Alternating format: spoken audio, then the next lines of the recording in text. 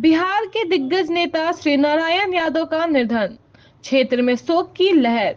बिहार के पूर्व नगर विकास मंत्री और 9 बार विधायक रहे श्री नारायण यादव का सोमवार को पटना में बीमारी के कारण निधन हो गया।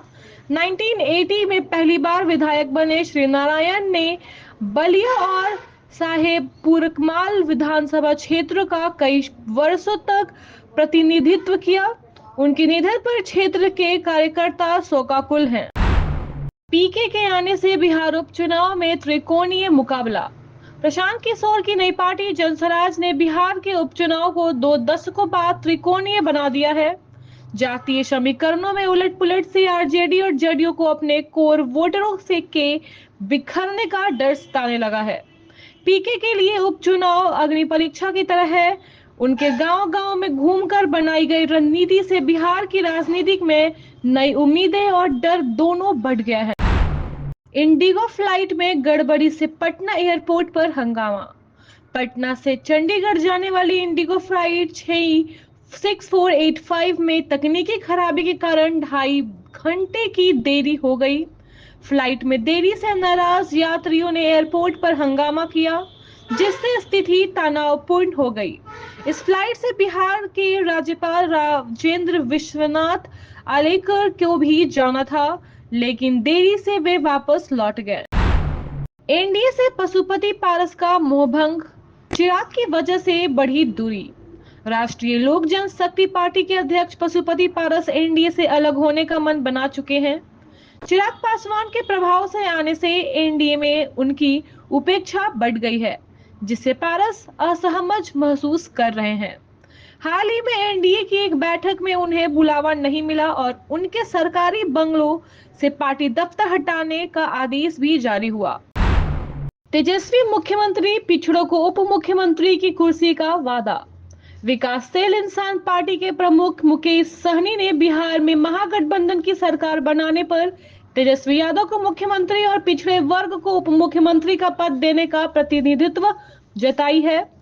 सहनी ने रामगढ़ में महागठबंधन के उम्मीदवार अजीत सिंह के पक्ष में प्रचार करते हुए इसे टेस्ट मैच बताया। उन्होंने कहा कि उनकी पार्टी गरीबों, पिछड़ों और दलितों के अधिकारों के लिए संघर्ष कर रही है और यह लड़ाई जारी रहेगी। बांग्लादेशी अलकायदा से जुड़े नेटवर्क पर एनआईए की बड़ी कार्रवाई। राष्ट्रीय जांच एजेंसी ने बांग्लादेशी आतंकी समूह अलकायदा से जुड़े मामलों में सोमवार को बिहार, जम्मू कश्मीर, कर्नाटक, पश्चिम बंगाल, त्रिपुरा और असम समेत 9 ठिकानों पर छापेमारी की।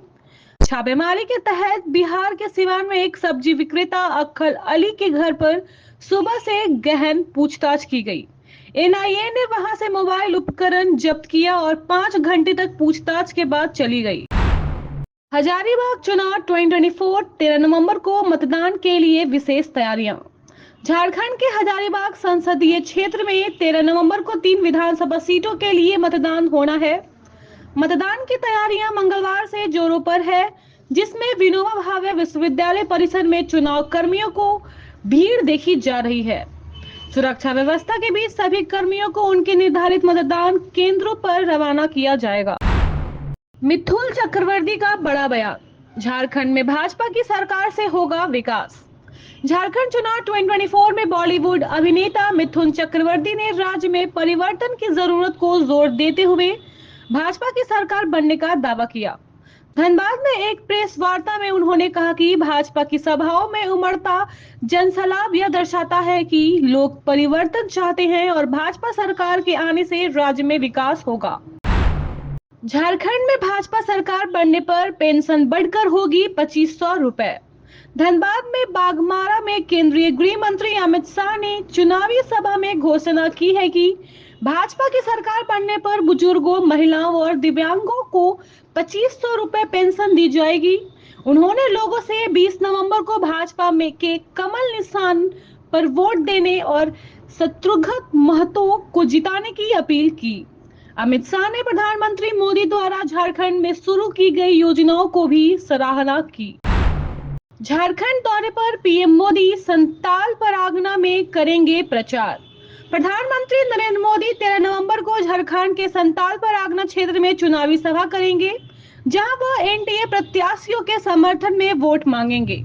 उनका पहला संबोधन सुबह 1:45 बजे सारठ में रांगा सिरसा मैदान में होगा, जहां वे मधुपुर, देवघर और अन्य क्षेत्रों के प्रत्याशियों का प्रचार करेंगे। झामुमो का पलटवार, ईडी की छापेमारी को लेकर पीएम मोदी पर हमला।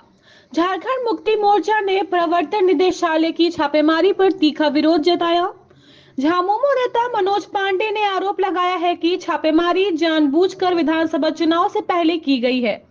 उन्होंने कहा कि केंद्रीय एजेंसियों को केंद्र सरकार के दबाव में काम करने के लिए मजबूर किया जा रहा है।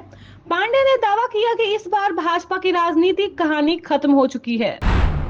झारखंड में झामुमो का बड़ा ऐलान, 10 लाख नौकरियां और आरक्षण में वृद्धि की गारंटी। झारखंड मुक्ति मोर्चा ने विधानसभा चुनाव के लिए अपना अधिकार पत्र जारी किया। इसमें पार्टी ने 10 लाख नौकरियां देने, दलितों का आरक्षण बढ़ाकर 12% करने और आदिवासियों को 28% आरक्षण देने का वादा किया। शिबू सोरेन ने कहा कि झामुमो की सरकार बनी तो गरीबों के हित में कई योजनाएं लागू की जाएंगी। झारखंड कांग्रेस में अमित शाह पर लगाया चुनाव आचार संहिता उल्लंघन का आरोप। झारखंड कांग्रेस ने केंद्रीय मंत्री अमित शाह के खिलाफ चुनाव आयोग में शिकायत दर्ज कराई है। पार्टी ने आरोप लगाया है कि शाह ने हाल ही में जनसभा में राहुल गांधी पर गलत आरोप लगाए और झूठी बयानबाजी की। कांग्रेस ने सोशल मीडिया पर भ्रामक विज्ञापन प्रसारित करने का भी आरोप लगाया।